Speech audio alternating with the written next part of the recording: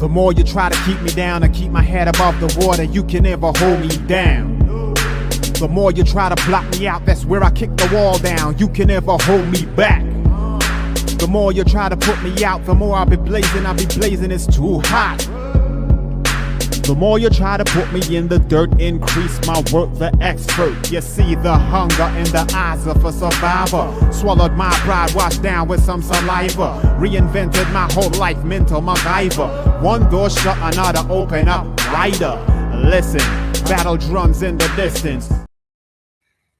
Hey, everybody. Welcome to Pinecase Mental Health and Music. It's another, I was going to say Tuesday, but it's actually a Thursday evening. Listen, Merry Christmas, everyone. Happy 2026. Tonight we were hanging out with Cyphersick, Don Sicko. Hello, my guy. Yeah. Thank you so much for coming and hanging out with us. Like little us up in Canada, way up north. Listen, when we have this...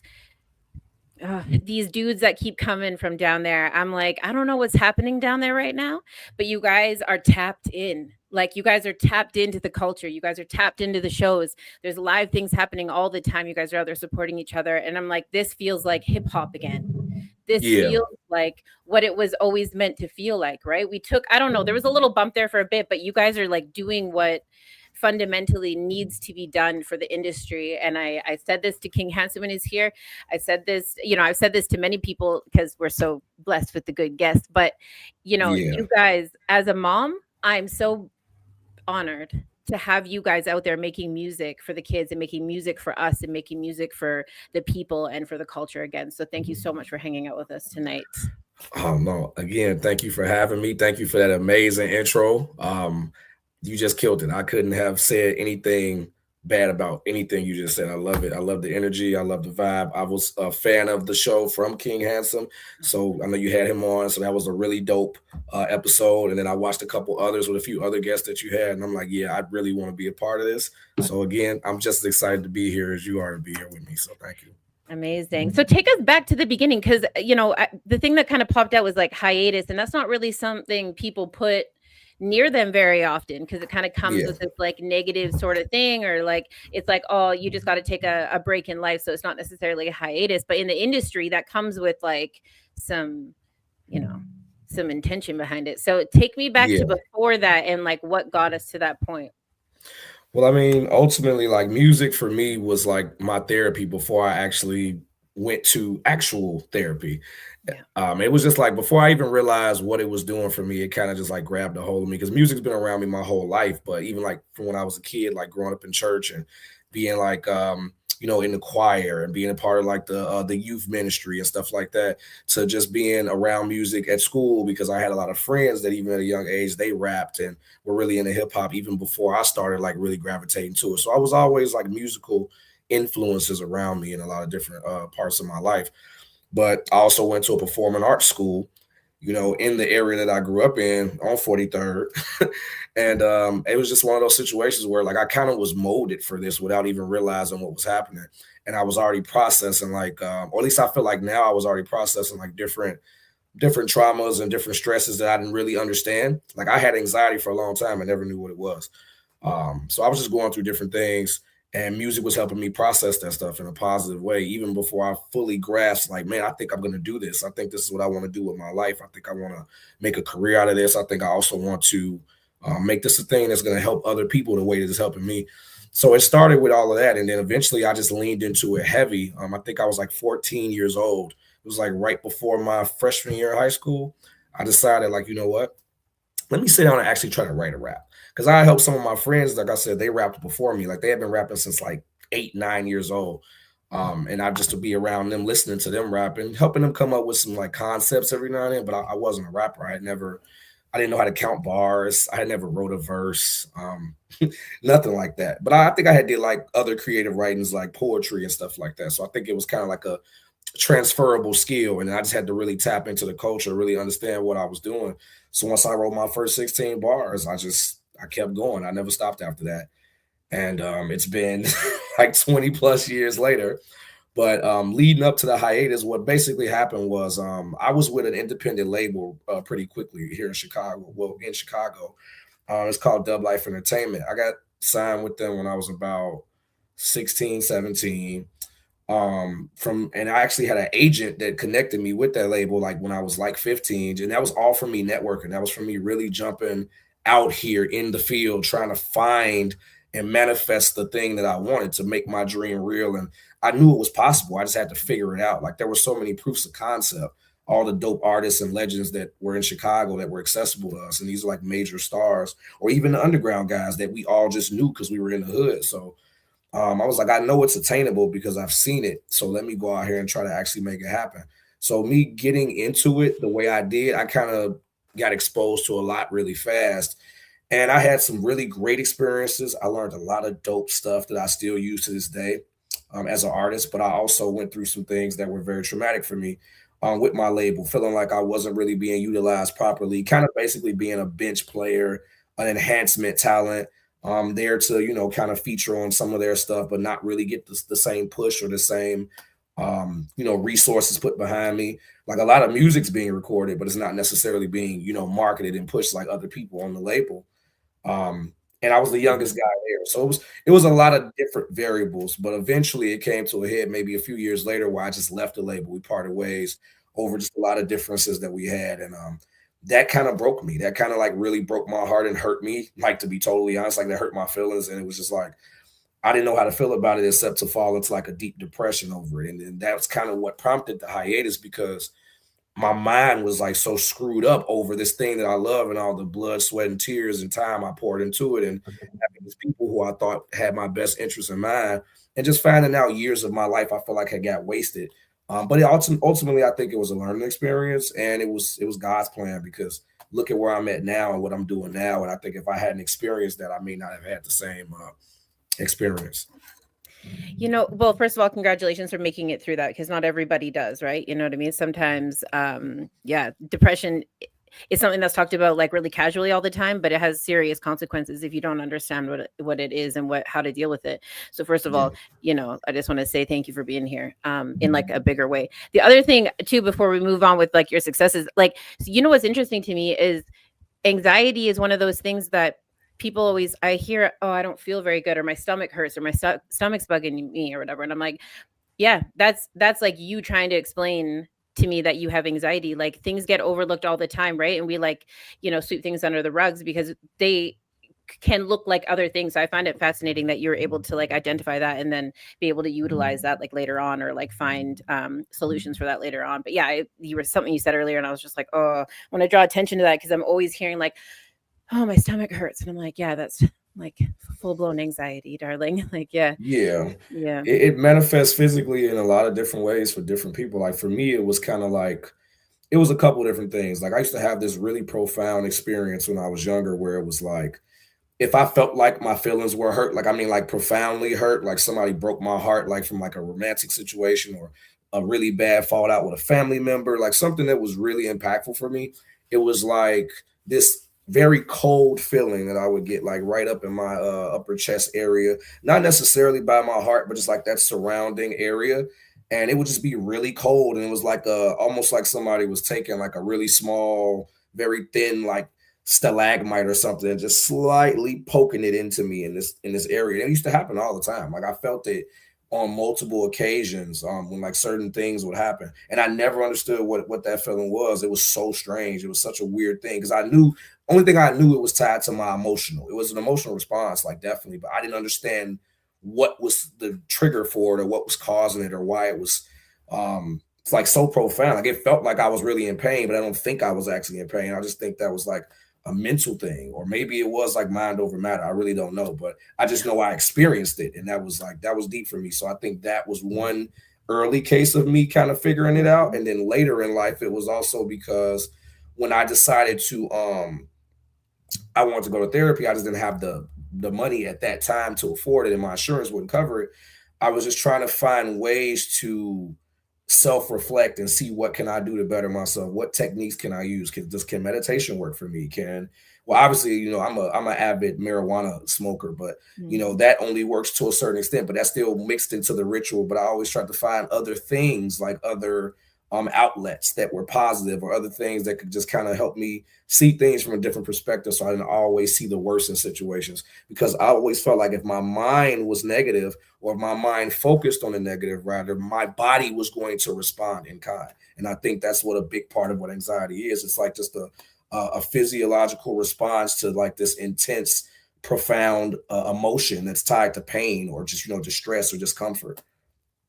Yeah, well, it's a fear response, right? It's like showing you that whatever is happening, and there could be good stress, but what you're talking about right now is like the bad stress, and it's like that's showing you that whatever's happening, that you need to remove yourself as like a safety mechanism. And the physical feelings that you're feeling, like what I'm learning right now, is it's actually a change in your hormones. And so, like for some people, that hormone may cause like a tightening in the chest, like so that muscle like contraction can actually feel like, and I haven't had like the cold sensation, but I've had like the like 2x4 on my bones sensation. I don't know if that makes sense, but and so that pressure, pressure, yeah, exactly. And I would almost maybe like relinquish that to like a temperature if I had to really think about it hard. But yeah, and that's why I preach it all the time. I'm like, smiling doesn't have to be genuine in order to have the same effect.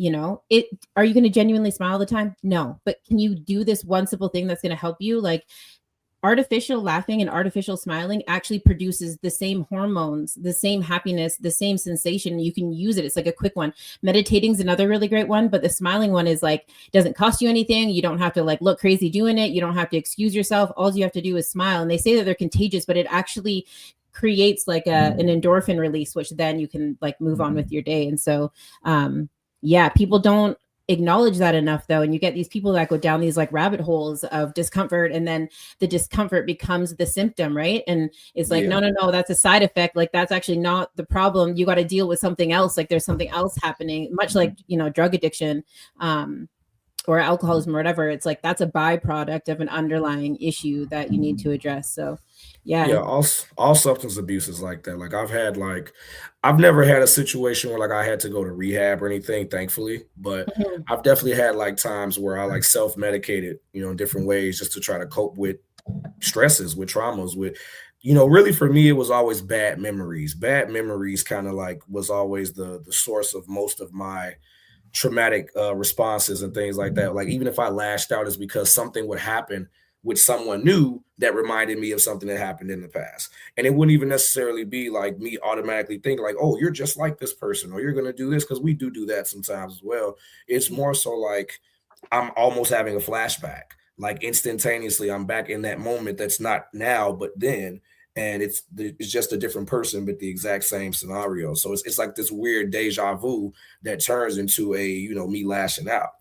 So once I started to like really be aware of that, I'm like, yo, I need to find a way to kind of reel that in and rein that in, because trying to fight against it is going to be more difficult. I just need to find a way of understanding what's happening and how to manage it more, so is what I'm saying. So I agree with what you said about the smiling thing, even if it's like just an artificial smile, mainly because it sounds cliche, but cliches are cliches for a reason.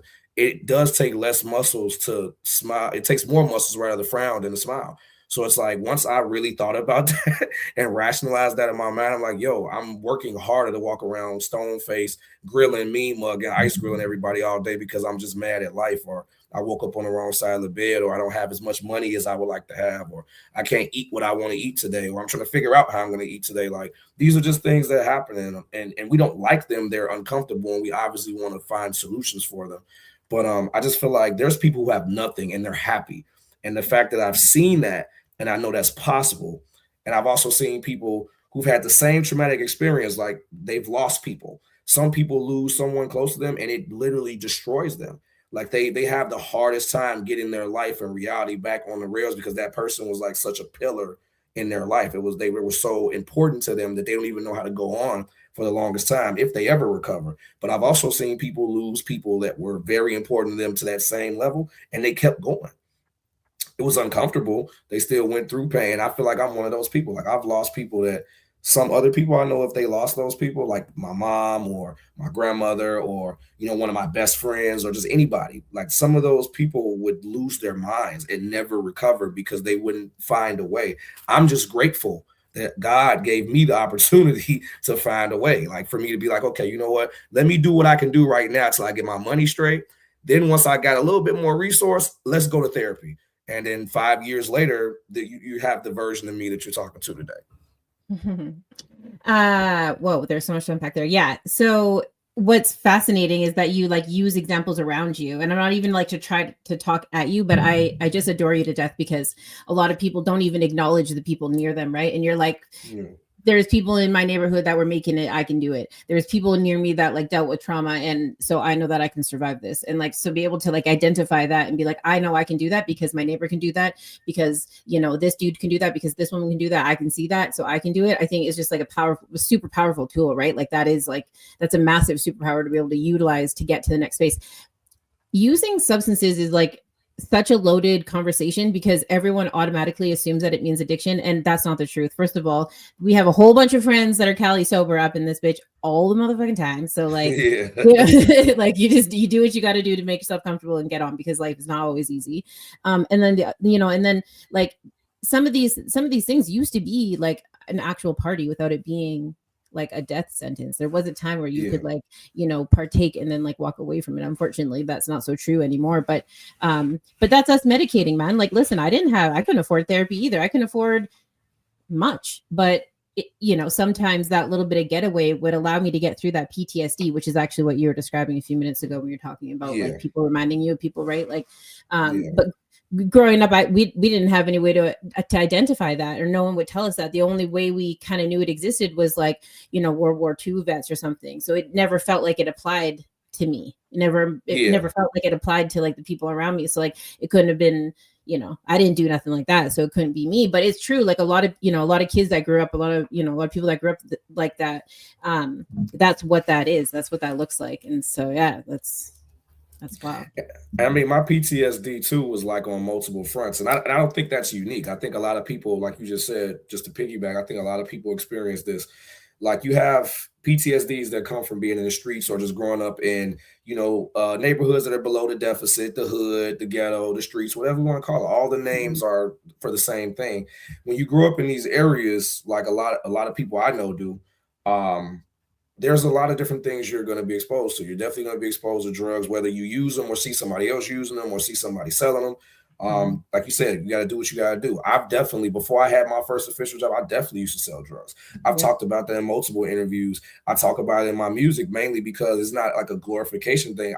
I remember vividly never wanting to do any of the things that I ended up doing, but it was all situational. And then I remember feeling bad and kind of hating myself, because I'm like, how did you allow yourself to become something that you used to say was stupid or something that you used to look down on? Like, I literally used to be like, why are these guys out here in the corner like selling drugs? Like, for what? And this is like before I had experienced things in life that leaned me into that direction. So even that in and of itself was a trauma, because it was like, I was forced to do something and adapt to something that I never wanted to do. And then I kind of had to lean into liking it, kind of had to lean into being good at it. I had to lean into making it a success, because this is how I was generating money to feed myself, because I was homeless and taking care of myself. You see what I'm saying? So it's an interesting thing. And then you also have the traumas that you get from family, because how do you end up in situations like that? There's a lot of ways. My particular story was like, I kind of, after my grandma passed away, who raised me, my mom died when I was young, but probably like 9. So my grandma raised me even when she was alive. But by the time I got to 16, she passed away. And at that point, I ended up back in the system. Luckily, the foster family I ended up with was people that I actually knew, who were kind of basically family anyway, because their grandmother was best friends with my grandmother. So they were like extended family, not blood, but blood doesn't make you family, it just makes you related. So I'm forever grateful to them, but they didn't know how to handle me. They did the best they could, and they did a great job. But it was like, I was like a total wild card, because just imagine my entire world kind of came crumbling down. And now I'm forced into a lot of different scenarios and forced to do things that for years I was like, there's no way I'm ever going to have to do something like that. So, you just never know. You never know what cards life will deal you and what effect that might have on you long term. I'm just grateful that I made it through to that. Like you said, I'm glad to be here. I'm a suicide survivor. You know what I'm saying? A lot of those things made me suicidal. And there were many years in my life that was something I dealt with. That's what the substance abuse came from, popping pills and drinking lean and having insomnia. So it's like I'm up anyway, so I might as well be up and be high, That was just the way it was. And then it was kind of numbing me in a sense to a lot of those pains that I had to face every day. Living a lifestyle I never really wanted to live, but I just kind of had to adapt to it because of my environment and my circumstances. Oh yeah, I fully convinced myself that like if it wasn't for people trapping, that we wouldn't have a luxury economy. And I actually don't not believe that today, to be honest. I'm not saying that like, that's a great way to represent mental health and recovery and all that stuff. However, like we're living in a space right now where like our governments don't really care all that much, and I don't really want to go down that way. But if it's true to so many people, if this is so many people's reality, then this isn't a family situation. This is a it's a federal situation, which it is. Yeah. And so to the point where like our luxury economy comes from people out there trapping.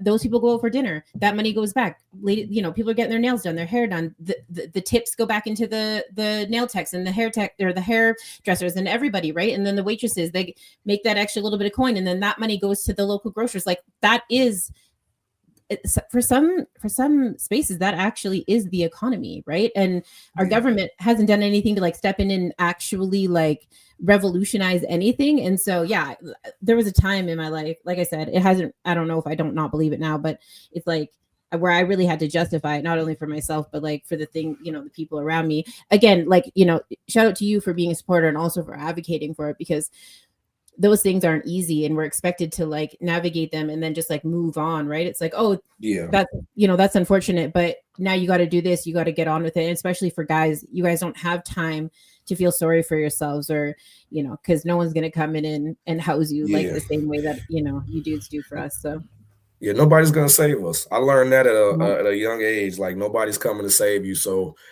I'm a firm believer that God helps those who help themselves. I definitely think that whatever higher power you believe in, there's something that gives us an edge, because there's a lot of stuff that happens that we survive and that we overcome, and then we get to the other side of that would have broke lesser people or would have destroyed lesser people. And not to say lesser like they're less of a person, but they're just not at the level that we're at, that we were able to endure that. They didn't have the ability, the adaptability, the durability, the emotional intelligence to understand like what's happening to you and what you might need to do to deal with that, and be able to, manage that to get through your day-to-day, activities, whether it's pursuing your dreams like we're doing, or working your 9 to 5 or whatever it is. Like we still have to exist. That's the crazy thing. We have to deal with all of these things we're talking about and still be, an upstanding, functioning citizen in some form or another.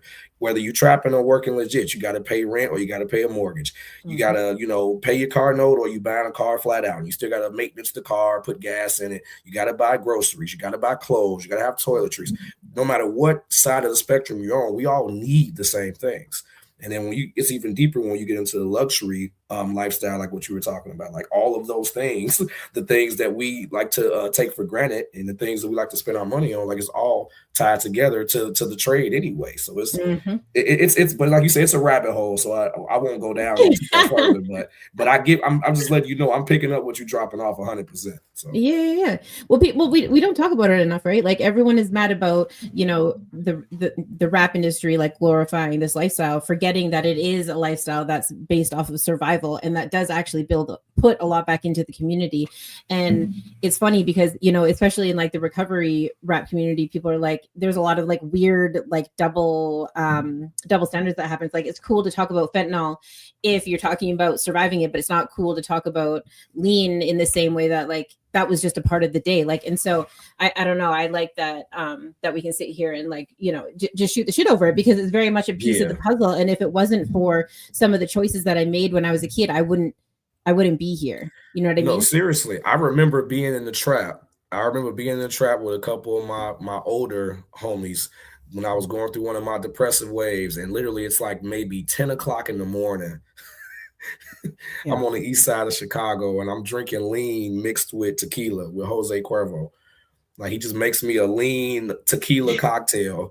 And I'm just like, fuck my life, whatever. And I'm just sitting here drinking it while they got all the, things going on that goes on in the trap. And I'm just in here like just numb. This ain't even like me. Like I've been in these spaces many times, but usually I'm in here functional. I'm doing something. There's something going on. I'm active. I'm alert. I'm aware. And here I'm just kind of like just existing. I'm just like a zombie And I think that's why he even gave me that concoction, because it was just like he wanted to stop me from, going through the mini psychosis that I was kind of going through due to what I was dealing with at that point in my life. So I just remember that's one of those memories that's kind of burned into my brain, because I was like, yo, that was the day that I knew like something's wrong, and I need to get some help, because if this becomes an everyday thing, then I'm going to have an even worse problem than what I currently have. It's interesting because whoever gave you that concoction, like they might not have realized what the intention was behind it, but that probably saved your life. Like sometimes just getting somebody to sit down long enough is the thing that keeps them from like making that irrational decision once they leave that door, or they go get themselves killed, or they get into a vehicle and start driving, or whatever it looks like, because like maybe that wasn't his intention, maybe it was, but subconsciously I would say it probably is. There's many a times where I'm like, just come over here. You want to, throw the cap on the ground. No one needs that. Like, because if they get to the bottom of that bottle, at least I know that they were in my presence the whole time and they're not outside the house doing something that like is far worse. And so again, like those are all little things, that all these little pieces that when you grow up in that environment, you don't even realize that you're experiencing like PTSD or whatever. It's like we come up with all these little coping strategies to like, get ourselves and our people through to the next day. Yeah. Wow. And once you figure it out, like once you find, if you're blessed enough to live long enough to figure it out, it's almost like that. I don't know if you ever seen that movie Limitless, but like they take the pill and it unlocks the 100% potential of your brain. Or like when people say they take acid and it opens up their third eye and they see through the dimension or something like any type of story I've heard like that. That's what it felt like for me. But I didn't have to take a drug to have that mental explosion, that mind-blowing, mind-popping moment. It just happened once I really sat down and thought about everything that I had been through, everything that I had experienced, everything I had felt, everything I had thought, everything I had survived, and everything that I had actually avoided. Because I'm still to this day amazed that, one, not only that I'm alive, but two, that I'm not in jail, just because of a lot of things that I did and a lot of things I got involved with, a lot of people I was involved with. But it's like, this was God's plan. That's why I don't question it anymore, because I know if it was up to me, I wouldn't be sitting here being able to be on this amazing platform and having this amazing conversation with you. If it was up to me, I would be in a box buried 6 feet, or in some ashes scattered somewhere, or in a cell, if it was up to me and the things that, the cards I was dealt and how I played them. So, and especially, it's not just me. When you have other people, I think the streets attract so many of us because it's a sense of belonging. Like we want to belong to something, especially if we feel like something's missing. And sometimes you just don't even know what it is. The same way I had anxiety and didn't know what anxiety was, sometimes you're missing a piece and you just don't know what the piece of the puzzle is. For me, I just needed to attain self-love first, because once I learned how to actually love myself, I was like, yo, I can hold myself accountable, because I don't want to be out here looking bad like this. I don't want to be out here tripping like this. I want to be out here losing my fucking mind all the time and, just responding to everything with violence, because I've seen so many people do that. It's so easy. It's so textbook to just turn on that switch, or for that switch to just flip organically on its own. And now I'm putting myself at risk of going to jail, or be in a situation where I lose my life or somebody else loses their life, all because I'm angry, or because I'm having a PTSD moment, a trauma response. And I have family members that are bipolar. I have a lot of different situations that I've been able to look at and analyze and compare to my own behavior. And I'm like, yo, I don't want to be like this. I want to be in control. I like being chill. I like being relaxed. I like being able to have introspective conversations. I like just smoking a blunt and watching the sunrise sometimes. Like I'm a simple person. Once I really got to learn myself and what I really enjoy, that made loving myself a lot easier too. But it takes work. It takes a lot of work to love yourself when you spend so many years hating yourself. And then there's like things in society that continue to reinforce why you should hate yourself. Yeah, it's so funny. I never understood what the difference was. Like everyone was like, oh, you're self-destructive. That equals you hate yourself. And I'm like, I don't hate myself. I go get my nails done. I do this, I do that. I take myself out. I I go on trips all the time. I got a nice house, condo on the beach. What do you mean? I don't hate myself. Are you crazy? And then once I started getting to the other side of loving myself, it was like I wasn't navigating a day. the day is happening and I'm in it. I'm in the space. So like all of a sudden you're not like anticipating the next thing to happen. You're just like, it's hard for me to explain, to like put in words, but I distinctly remember like the moment.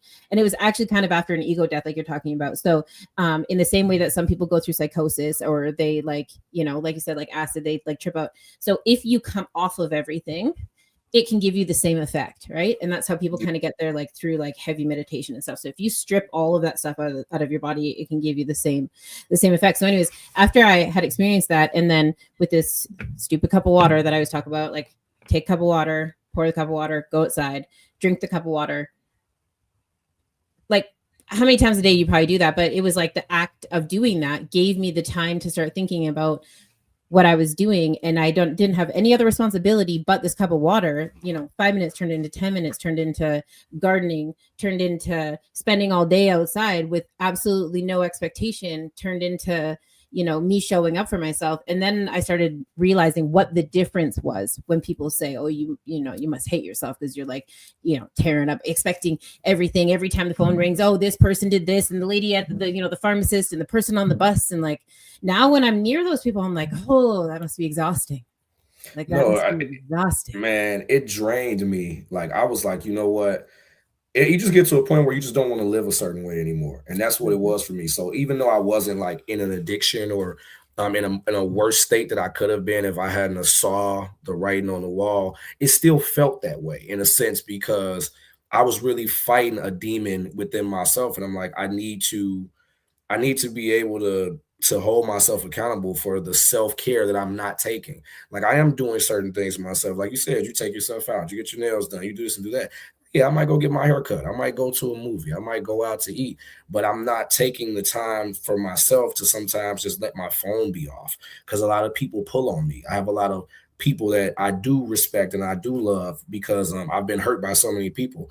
When the universe sends me good people, like King Handsome, for example, or like my best friend Duchess, who I see is in the comments here. I can see her picture right there. Like when I get certain people in my life, you know, I'm there for them. Like I'm very loyal. Like and I know sometimes people just need an ear. It might not even be like something that you physically need, but you just need somebody who might understand, or at least can try to understand.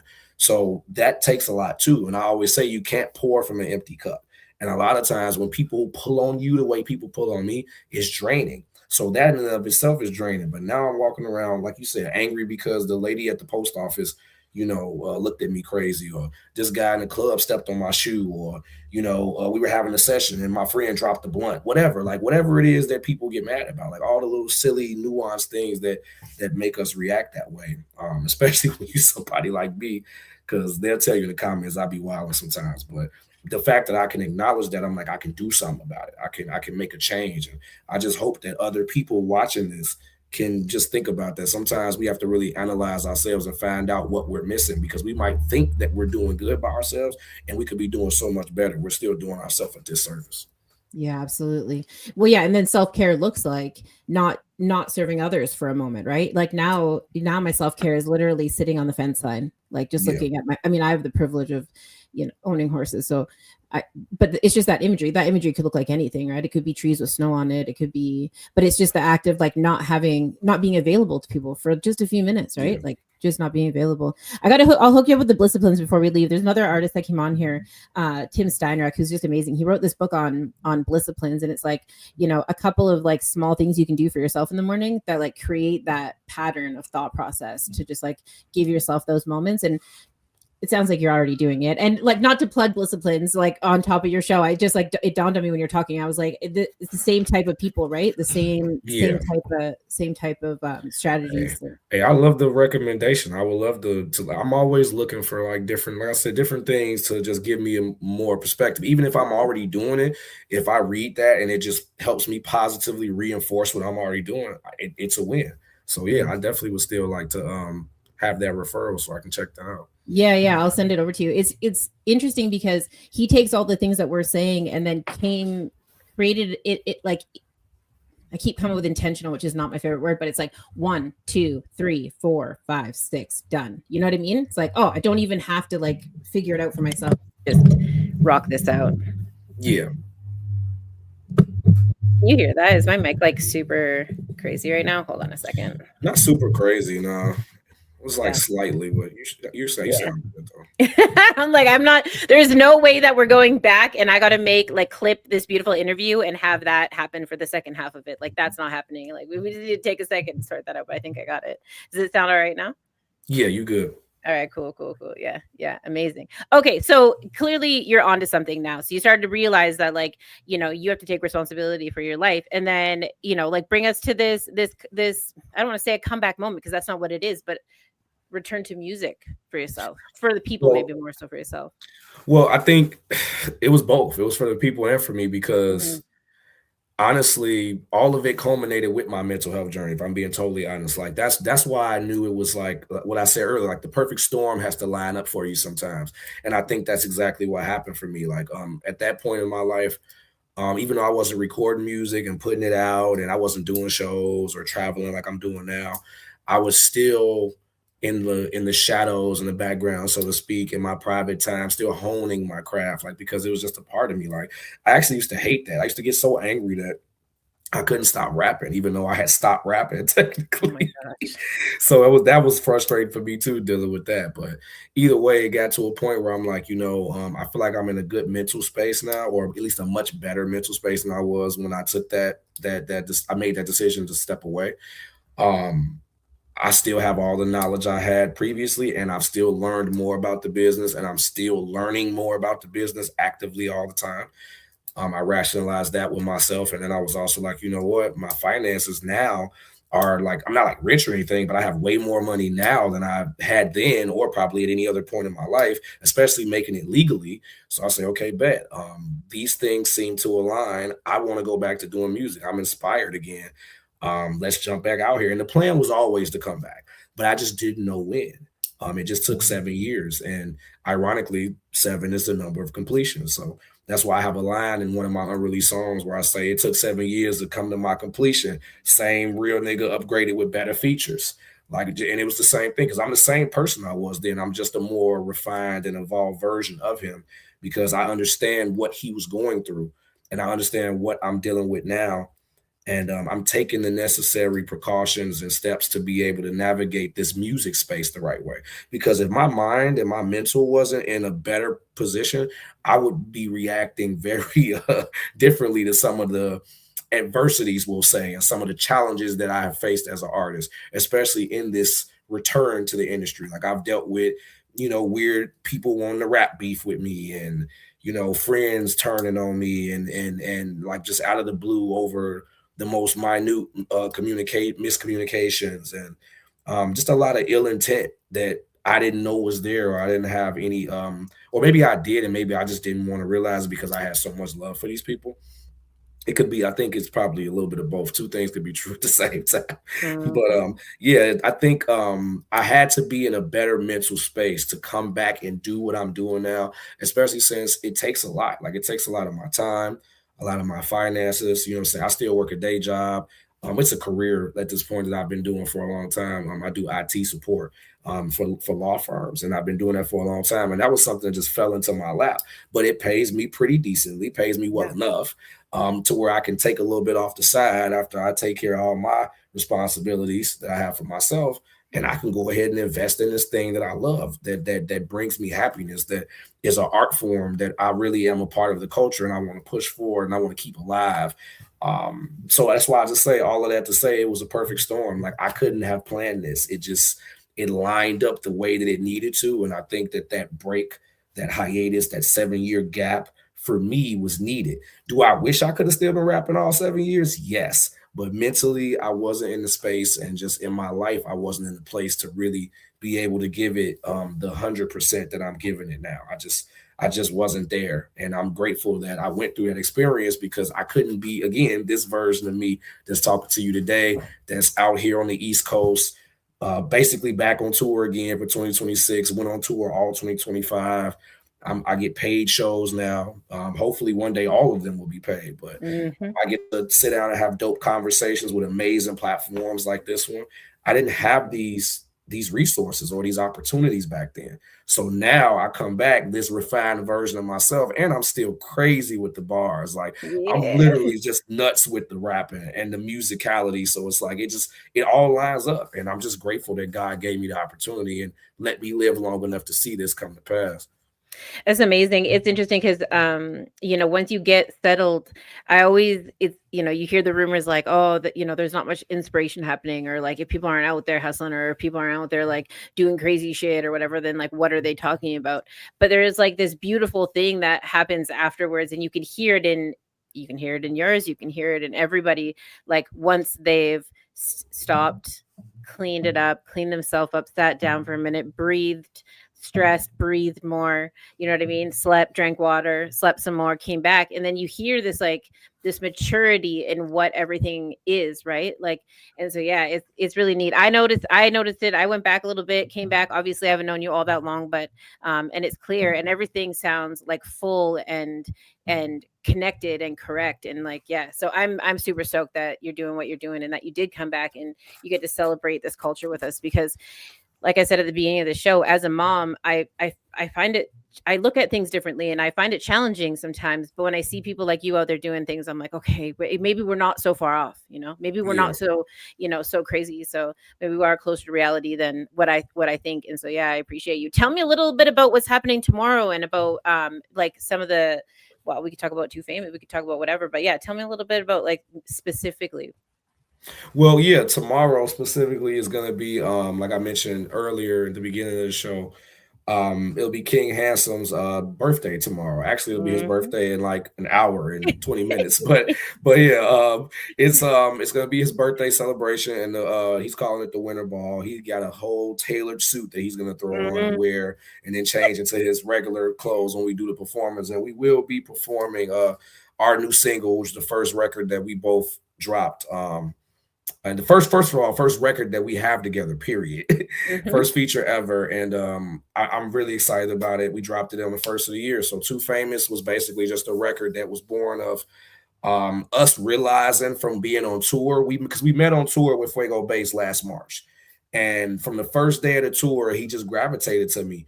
Him and AC2 Cole, which is another really dope artist from Chicago, but he's currently in Indiana, and we've been locked in ever since too. But they just kind of gravitated to me. I don't know what it was. It was just synchronicity, the universe. It was just meant to be, fate, destiny, whatever you want to call it. But it worked out, and I knew it meant something because I don't really like meeting new people necessarily, other than when I have to network with them. Like I don't usually let people into my life and into my fold very easily. But it was just natural, organic with him. So we went from that moment and touring on 7 to 8 different cities with Fuego Bass last year and being treated like we were celebrities. Even though we haven't got a record deal yet, we're both still independent artists. We're both still funding our own thing and making money off of it and monetizing it in the ways that we can. And we're trying to grow the brand. So I found a kindred spirit in him. And he's one of the hardest working artists I've ever seen. Like I know a lot of dudes that really put a lot into this, but on the level that he does it, it opened up my mind. It was another one of those mind blowing moments. I'm like, bro, he really inspires me. So that's what Too Famous was born from. Is just we felt like we were finally. It feels like the culture is shifting in a way where the artists like me and him that have the messages that we have and create the art that we create, we can now become stars again because we're already stars. We're stars to everyone who's ever encountered us, even when we're too humble to admit it. But man, we can really have that higher level of success where we can feed our families and give other people opportunities and push this art to the next level, because the more resource we have, the further we can take it. I mean, right now I'm on a platform with you, and you're in Canada. Yeah, yeah. So do I'm you see like, the reach? listen, I'm getting emotional. So I knew I fucking knew it, because he came on here and we were talking about like, he had a couple of streams, but he was happy that he had like just he figured out DistroKid. And Yeah, then he came back on, and it was like, he was talking about like maybe DistroKid really was going to be paying like an actual bill. And then he started sending me music. I don't maybe I shouldn't talk about this, but he started sending me music like, you can't share this type of music. And I was yeah, like, oh shit. Like, Oh shit. I mean, I've been in this position my whole life. My dad's a musician. We owned a studio in Vancouver forever. My grandpa's an old radio DJ from Toronto from back in the day. You know, we're setting up shop in Montego Bay, so we'll be able to, invite you guys to come and record music down there once all that's finished. Oh Like things, yeah, so it's yeah. So like things are like things I know I know, And I was just like, as it was coming in from him, I was like, holy shit, I'm actually watching this happen in real time. Like it yeah, makes me emotional because when you see people that that work that hard and then that song is actually going to push them to like a next space, it's like it's a big deal. Such a big deal. Like yeah, yeah. I'm so grateful to have that record with bro. I appreciate his friendship. I appreciate his talent. I yeah, appreciate his drive and just the inspiration in general because I already go really hard at this rap shit. Like I love yeah. this. I love this. Aside from the love I have for myself and God, and probably like my mom's and my grandma Mhm. and even like my friends, like I love this more than anything.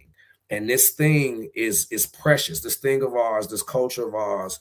The more that I learned about the history of it over the years, I'm talking about in my off season when I wasn't doing this, and when Mhm. I was actively chasing it as a teenager, I've given so much of my life and my mind and my study time. Like I have my 10,000 hours well over with this. I Yeah. love this thing so much. And I'm like, when I meet people like King Handsome or I meet artists like Fuego Bass, who is the reason I even met King Handsome, they inspire me. And I'm like, yo, if you can inspire me, if you can inspire anybody, that's the highest human act. Nipsey Hussle said that. And he was a big inspiration to me too. Rest in peace to Nipsey Hussle. Like, and I feel like if you Mhm. can inspire someone to try the next day, to pursue their dream, to get out of their depression, to seek help with something that they may need help with, like what you do with this platform and what I Thank try to you. do with my music. If you can do that, that's the greatest thing that you can do for someone. Yeah. So I'm just honored, and I'm trying not to get emotional, honestly, just because like I really this is really important to me. Like this, I take this shit so seriously because I know what this did for me. Like having this and being able to do what I'm doing literally saved my life. If Yeah. I had not started back at least working to get here, I don't think I would be here. Yeah. And I'm just grateful that this thing of ours is just spreading and people are starting to really catch on to the good word. I'm getting more opportunities, and like even with my platform with Shop Talk 7, Mhm. review Fridays, because I've seen you even look at that a few times too. So I appreciate you checking that out. Yes, yes. That's just something that fell in my lap. Those are my Mhm. brothers. That's their platform. I stepped Yeah. in just to help them in a time of Right. need, and it turned into what you've seen. And I've Yeah. been able to get King Hansel's music played in Chicago on the radio multiple times. I'm able to get artists from Africa play in Chicago and other artists from the New England area. And I've only expanded the awareness. And that was all from me traveling to these different places, like where I'm at now, and Yeah. just having networking moments and really dope conversations and experiences with dope people like yourself. So I'm like I said, I can't be anything but imaginably grateful for my situation. And it's just the beginning. We're not done. We're not done No. yet. No. So No. tomorrow's gonna be lit. Tomorrow we're gonna Yeah. celebrate King Hanson. We're gonna Mhm. burn down the stage, and we're gonna shoot Mhm. a video for Too Famous this weekend in New York. So we're in Providence now, but we'll be driving to New York to do that video with his guy Chris, who actually shot a movie for another major artist that we are in the mix with named 38 Special. He's like from Rochester, New York, Well, upstate. okay. Nice. Yeah, we got to sort out this like this border criminal record shit cuz it's getting old. Like I can't come down there. You guys can't come. I don't know what's happening with you, but I'm like I feel it's so annoying. Like we need to figure out that space because every time something's happening down there I'm like, "Yeah, sorry guys." I know you can't make it because the border ain't gonna let you through. Look, I No. get it. But look, no, I'm good. I could come to you. That's why I said I'm Okay. grateful because I could have been in that same situation. So Yeah. I get it. Like I'm just Mhm. fortunate that the pendulum swung the other way for me. You know what I'm saying? Yeah. And that's the main reason why I don't go back to doing it. I'd be so Mhm. tempted sometimes, but it's just Yeah. like, man, I made it out of some crazy situations that other people had to they had a consequence really behind it. So I'm like, man, let me not even test God and play with God. Let me go do something positive. Let me go find me something safe to go do. Yeah, no, that's super smart because you never know what's around the corner, right? It's like Yeah. like oh, there were so many things. There's so many things that could have happened that would have looked like real time. like for real. And then, out of nowhere, just some tiny little sprinkle of bullshit happened that really had not much to do with me. Like it was Yeah. just like, but if that's what came out of it, and I got healthy, happy kids, I got healthy, happy horses, I got Pinecase, I got guests like you, I got Calico who comes through by booking you guys all the goddamn time. Like life is good. I always say it, like more than anything else, I just sit back and I'm like, I love my little life. Like I love my little life. Like I just love my little life. Like I'm grateful. When Grateful. I saw you with your horses, I knew you loved your life. I was like, this is Yeah. amazing. Just because I've been around horses a few times in my life. I've been graced to be in their presence. They like very majestic animals and Hmm. just creatures in general. But um I've never got to see someone like that look so happy with their horses like that I've gotten to know or talk to. This is like when I saw those pictures that you had of you and your horses, I was like, this is like the stuff you see in those movie scenes when people have horses and they're just like really connected and they're just like really happy. They're in a happy place, just having a ranch out here, having this land and having a stable with their horses, and they're just, running around with them. So, Yeah. riding them, feeding them, taking care of them. I don't know. I just wanted to like cap on that for a second because it absolutely. I noticed that when I saw it, I was like, "This, you look happy," and I noticed that I can see that in people now. Because once upon a time, it was all I saw was misery in people. I Hmm. feel like just everybody just hates life, and or maybe that was me projecting onto them. I don't know, but it did seem like a lot of people that I was around were miserable, especially on social media. Just around me at work, at school, in the streets, wherever I was at, it just seemed like people were just never happy, especially in Chicago. The weather is Yeah. bipolar, so that affects our mood anyway, because it'll be 80 Right. degrees and then it'll drop to 30 degrees. So it's just, but It's actually, so it's called self-actualization, and like you've hit there. So it's like when you inspire people but also are aware that, like, that you're also using your own medicine, so to speak, right? It's called self-actualization in psychology. And so and that's like the epitome, right? Like that's like pivotal life stuff, which is like in those pictures, which actually, okay, hold on. First of all, I'm pretty sure you might have inspired my horse's name, and I didn't put it together until after, but we'll get to that in a second. So okay.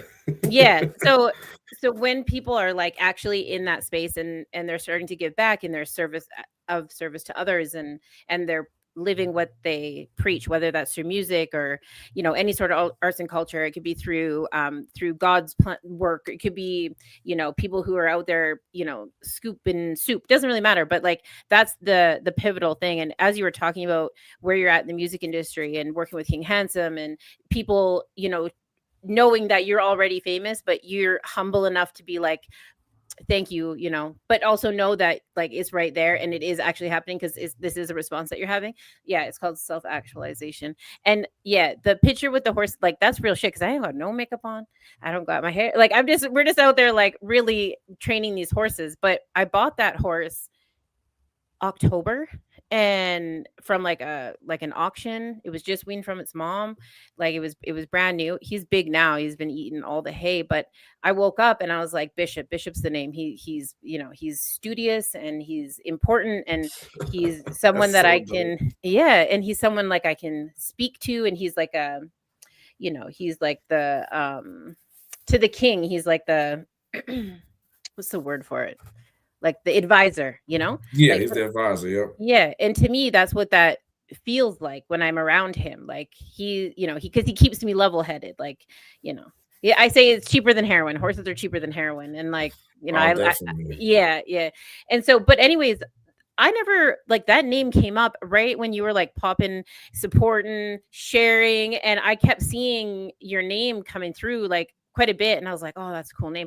And so I'll just give you your flowers, because I totally was like, that's a wicked name for a horse. Yeah. Hey, look, I appreciate it. Look, it's funny because I think I'm that way with a lot of my friends. Like I said, I try to give them the best advice that I can give. And like you said, so with the self-actualization thing, I never heard that term. So thank you for Hmm. teaching me that. But I Yeah. definitely am big on practicing what I preach, because a lot of times before I got to this stage, I could give great advice to my friends or other people, but I couldn't take my own advice. I don't know what that was. I don't know what type of delusion I was living in, but I know a lot of us seem to I've noticed that a lot of people go through that. So now I'm just glad that if I have gems that I can give in my interviews or in my music or just in general, interaction and conversation with me, I'm glad I can take those gems and apply them myself too. Like, yo, don't just tell your friends and your family and the masses, you need to feed that same energy and that same message into yourself. Yeah. Or like you said with the I think it was what I want to call positive affirmations, like getting up in the morning and having those positive affirmations to keep yourself in that right mindset to get through the day. And you stay more positive, you stay more happy, you stay more relaxed, and you just, more appreciative for the moment, because you never know when this thing called life is going to be over. So you got to enjoy it and you got to make the most of it. And I want to leave a positive stamp. That's what I want my legacy to be. I want to have a positive stamp in the culture, in the lives of people I interacted with. And that's good enough for me, Yeah, it's a beautiful thing. I buried all my brothers, so I know exactly how quickly that can happen. And it's not even about being dramatic. It's like you could slip and hit your head, like life really. No, literally. Yeah. Life is fragile. It's very fragile. My condolences. I didn't know that you buried all your brothers. I'm sorry to hear that. Yeah, it's why. Thank you. Yeah. Well, it's why we call it Pinecase. So like pine. So I wanted to like highlight people that use their pine needle gland to keep others out of pine caskets. Because my grandma used to joke all the time, like, "Oh, it's the only thing promised to you is like a pine casket or whatever." And my nickname growing up was Casey. So it's it's not as obvious to people, and I don't really care if it is, but yeah, that's what that's about. And it was because like every time I turn around, like I had everything together. My life was perfect. I had my career. I had a spouse who had a wonderful career. We had our big ass house and, our life that made everybody envious around us. And our kids had quads and hobbies and, we're took dance classes. And like, it just like it was amazing. And then one after the other, after the fucking other, my brothers just kept passing away for like different reasons. And I was just like, holy shit. Like, and I was one of the people that got everybody through to the other side, but myself. And I didn't realize it until it was too late. Right. And then I made a couple of poor choices and I needed to step back and take my own little time out. And it took me a couple years, but I figured it out pretty quickly. And then, as we started creating Pinecase, like, it was just like, oh, all these places are so quiet. There's no music. There's no this, there's no that. And that's like, out of respect to them who, some of them were trapping, some of them weren't, some of them, whatever. But music was definitely like what kept them level headed and what gave me probably more days with them. And if they had a system that supported them and met them where they were, they wouldn't be dead. One of them passed away in corrections care. Like, what the fuck? You know what I mean? Like, how does that even happen? Like, so yeah, it was just like, we're going to create a space where we like talk about dudes and we talk about their mental health and where they're at. And we're going to do it including music. So if we got to highlight artists to do that, I'm going to find people that they would like. We're going to do this. And then, Calico started finding like all the people, but yeah, that's where the core, that's the core Pinecase. No, I appreciate you telling me that, because having that context just makes this whole platform even like that much more impactful. So again, just thank you for doing this, because us men, we need to have these safe spaces to be able to have these uncomfortable conversations. And I think that this self-reflection and even just having like you have the I think like the introspective way that you look at things, even with you being, man, it's crazy. And it's like in the best way. And we need more of that. And I think a lot of men, especially like ones that come from the background I come from, we need to see stuff like that. Because I grew up in a house full of like strong women. Like I grew up with my mom before she passed, my grandmother, my older sister. Like I'm the baby. Like my sister's 15 years. No, she's 12 years older than me. Feels like 15 sometimes, but whatever. She's older than me. I'm the little brother. So it's like I've just always had these strong, very like strong personality, intelligent, frustrating type of women in my life. So I was taught how to be respectful to a woman. I was taught how to understand the nurturing nature of a woman, but obviously still, you got to go through your own experiences and learn it. So I went through my romantic seasons and my ups and downs. And I've also, like I said, I have a lot of women friends that are platonic that I still am there for them and they pull on me and things like that. So I just want to say all that to say that you doing what you're doing is like so it's just beautiful to me, and I'm just grateful to even be a part of it, to be on the show tonight. So again, just thank you, and thank you for naming your horse after me. That's dope. Nobody ever named a horse after me before. That's dope. I was like, I don't know how I'm going to bring this up, but you came up with it so organically, and I was like, okay, if I don't say it, then it's gonna be. I'm gonna have to say it at some See point. So how it's it a good worked out? segue. It just, I Yeah, told you, stuff just be lining up. It just yeah. lines up. Yeah, it's a good segue. Yeah, so I'm gonna just so everybody that's in the comments, I just want to quickly take this opportunity to say thank you so much for you guys coming through. When we talk about Pinecase, so the artists, all they got to do is a little bit of arts and culture. And over here, I decided to throw myself through school. So coming up, I got an exam tomorrow, and then soon enough will be a certified social worker, which is super crazy. Oh, clap it up for Yeah, that. yeah, thank you. Yeah. Thank you. I got my community helper certificate, and then we got all of our like harm reduction stuff. We're going to be doing Decimate this year, and Calico is also doing all the harm reduction stuff. So you guys have any mental health questions, if you guys need to just call and just chat, if you guys need to know where you got to buy like Narcan or Naloxone, we're totally here for you. We do have a warm line. It's 250-289-3948. It's 24 hours a day, 7 days a week. It's not always going to be myself or Calico. We have beautiful volunteers that will also be there, but they're also have their community helper certificate, and so they'll support you in whatever that you need. Let us know what town you're in, so we can get the resources and we can text it over to you guys, so that way when you leave the conversation, you know what to do next. Yeah, I just thought I'd plug that really quick, because that's what's gotta let the people know. Gotta spread the good word. I'm with you 100%. Yeah, definitely. It has been like, thank you so much. Very welcome. Thank you so much. Yeah.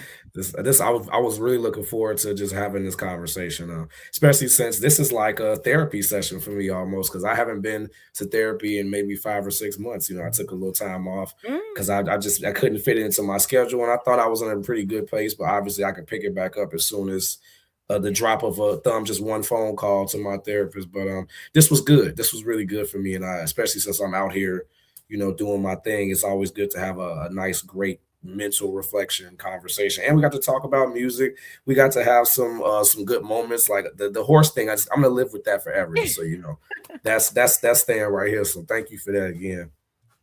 What a wild, well, you'll see the pictures, but yeah, for sure. I couldn't figure it out, because I was like, it's such a great name, and then I was like, shoot, like that really did come from there, and then I was like, I don't, yeah, okay, but it's my real name. Yeah, it's my real name. That's my real last name. Like, people thought that was my nickname. I'm like, nah, that's like my blood name.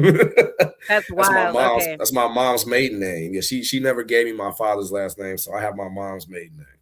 My kids have my name, and I have amazing dudes in my life, and I got a ring on my finger, but I don't know, I couldn't let go of my maiden name, so my kids got both. I get it. The maiden name is powerful. It's a lot of power in that name. At least that's how I look at it. Yeah, absolutely. Well, now you can say to your friends that there is a like full purebred Percheron colt stud up in Canada that was named after you. Yeah. Hey, look, I definitely need this clip when you clip that part. Yeah, it's a mouthful, but it's just a big fucking horse. Like, he'll be like 18 hands high of like pure muscle. Like, he's just gonna be a big boy.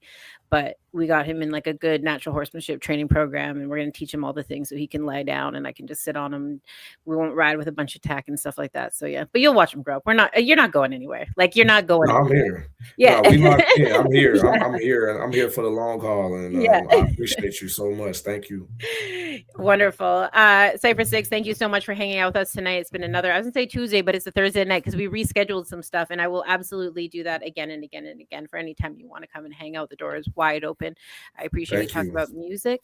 I appreciate you talking about mental health.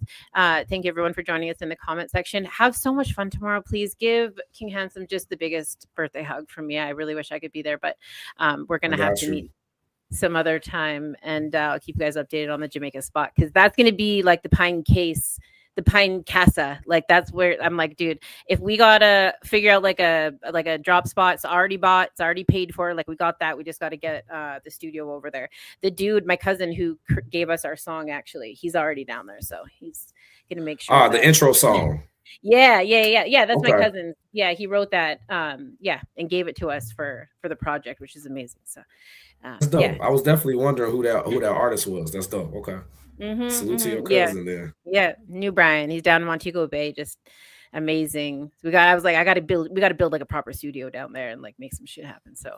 Well, yeah, once y'all do, just let us know. We outside. Yeah. There's nothing more than I love spinning the clouds and coming to some dope places that's not where I'm from and being with some dope people and having making more dope memories. I replace all the negative memories with more good memories. That's my goal. So. Beautiful. Well, again, thank you so much. Thank you for your time. We take it as a cash donation. Like I said to you before, all the proceeds that come from this episode, the stars that are sent, and the monetization, yada, yada, yada, that all goes into the scholarship fund, which goes to the kids that are using music as a tool for their mental health. We had our first recipient, DJ Lion. He went on to is doing, and will continue to do really great things. He went off, we got him a piece of equipment, and then he did slate a bunch of festivals. So we're super excited to be able to do that again this year. We do out of all of our applications in. I think we're sitting at like 300 maybe or 350.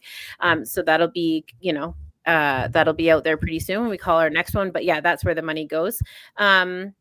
Shit, I don't even know how to end this other than thank you so much. Take care. We love you. And yeah, the door is wide open, my guy. Like wide open. I love y'all as well. Thank you so much. And anytime you want to invite me, I'm gonna make time for it. So this won't be my last time.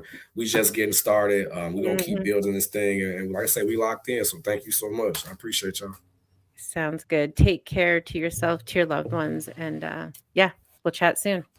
See you guys next Tuesday. Bye. Please stay strong.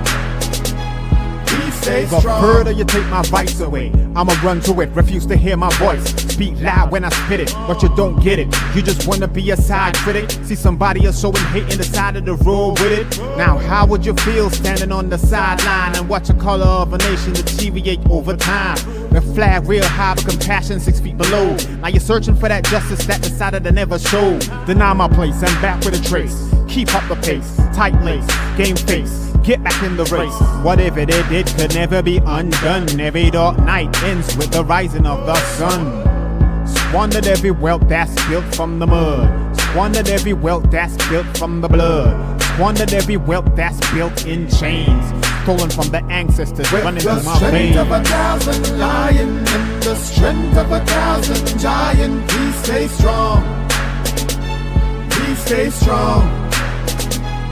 With the strength of 1,000 elephant and the strength of 1,000 tiger, we stay strong. We stay strong.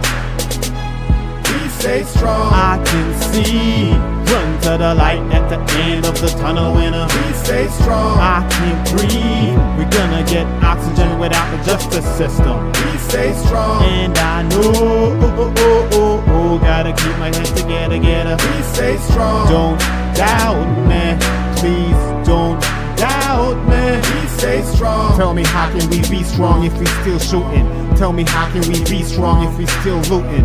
Tell me how can we be strong if we still hating? Please tell me now, please.